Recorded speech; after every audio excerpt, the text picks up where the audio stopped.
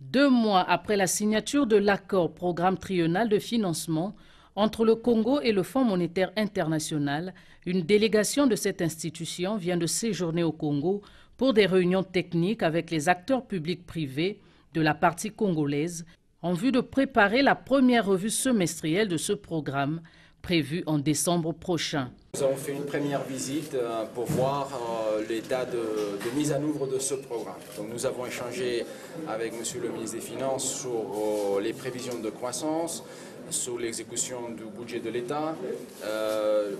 Nous avons regardé ensemble la possibilité de renforcer le système de recouvrement des recettes hors pétrole, surtout pour pouvoir générer les ressources budgétaires pour soutenir les dépenses prioritaires de l'État. Bien que la situation économique du pays demeure encore difficile, le chef de la mission du FMI a dit son optimisme au regard de quelques signaux positifs observés. Nous constatons quand même que la situation économique demeure encore assez difficile, mais elle commence à se stabiliser. Donc le secteur hors pétrole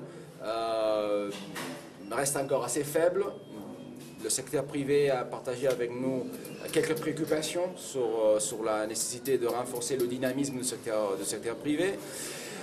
Mais il y a quand même, après 3 ans de récession, il y a les premiers signaux d'amélioration et de récupération. Donc nous pensons qu'avec la mise en œuvre du programme économique du gouvernement, y compris le plan d'appurement d'arriérés intérieurs, et à fur et à mesure aussi que le gouvernement commence à augmenter les dépenses sociales, la situation économique devrait commencer à s'améliorer. Notons qu'avant la grande revue de décembre qui pourrait conduire à un nouveau décaissement, la mission du Fonds monétaire international reviendra entre les mois d'octobre et novembre 2019 pour une évaluation de la situation économique du pays.